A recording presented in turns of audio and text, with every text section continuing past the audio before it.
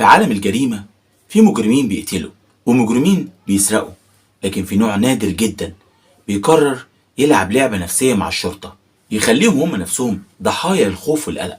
القصة اللي هحكيها النهاردة عن واحد من أغرب المجرمين في اليابان.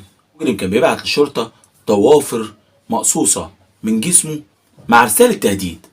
تخيل انت، في سنة 1988 اليابان كانت عايشة فترة رخاء بسبب الطفرة الاقتصادية اللي حصلت لها، لكن فجأة قضية غريبة هزت المجتمع. طفل صغير من أسرة عادية اتخطف. الشرطة افتكرت إنها حادثة اختطاف عادية زي أي حادثة، وغالبا الهدف منها هو الفدية. لكن بعد أيام قليلة الظرف الأول وصل. الشرطة استلمت ظرف مليان تهديدات بيطلب مبلغ مالي كبير جدا، وكمان الشيء الغريب إنه كان سايب أجزاء من الضوافر بتاعت إيده داخل الخطاب. والمباحث الجنائية أثبتت إن هي ضوافر بني آدم، وكان على أيامها لسه تحليل الدي إن إيه لسه على قده في أوله يعني. لكن المحققين ابتدوا يسألوا نفسهم، ليه المجرم بيبعت جزء من جسمه في كل رسالة؟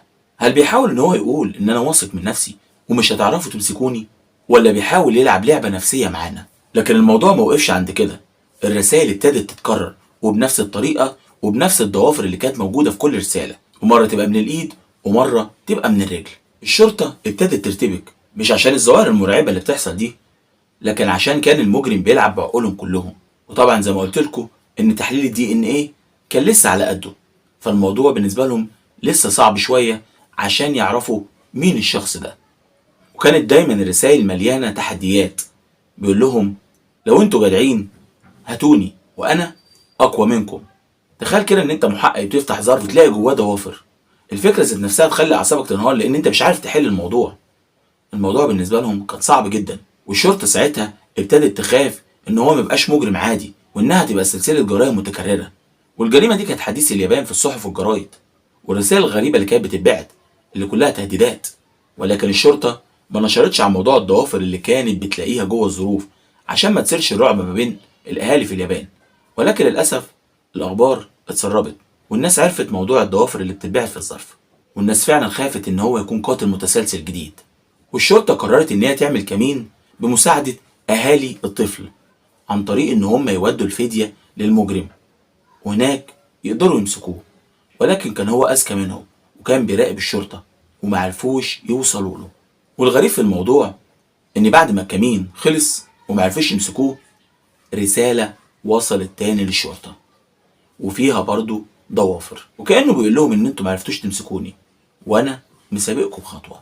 والدكاترة النفسيين اللي كانوا موجودين مع القضية قالوا ان الشخص ده مريض نفسي، وكان بيحاول يفرض سيطرته على رجال الشرطة، وكان بيستمتع ان هو يشوف رجال الشرطة دول بيتعذبوا قدامه، وكان بيحاول يسيب دليل عشان يثبت ان هو عبقري وهم ما يعرفوش يوصلوا له. ولكن للأسف الشرطة فعلا ما عرفتش توصل له، والقضية اتقفلت واتأيدت ضمن الجرائم الغامضة في اليابان. والطفل اختفى ومحدش يعرف عنه حاجة. وقالوا ان ممكن بعد فترة لما تحليل الدي ان ايه يتطور شوية يمكن نلاقي اي دليل. ولكن فعلا بعد ما رجعوا للموضوع ده لقوا الادلة كلها تلفة لسوء الحفظ، وكده القضية كلها اتقفلت. دلوقتي القضية دي بتدرس في اليابان كأغرب قضية حصلت عندهم، ومش بس عشان قضية الاختطاف، لا، عشان الرعب اللي سببه لرجال الشرطة بسبب الضوافر اللي كان بيبعتها. وبكده القضية اتقفلت وانتهت القضية دي، محدش يعرف عنها حاجة لحد دلوقتي. أهم شيء إن أنت ما تستنيش في الدعوة، وبعد كده ما تنساش الاشتراك واللايك المتين. أشوفكم على خير في فيديو جديد. السلام عليكم.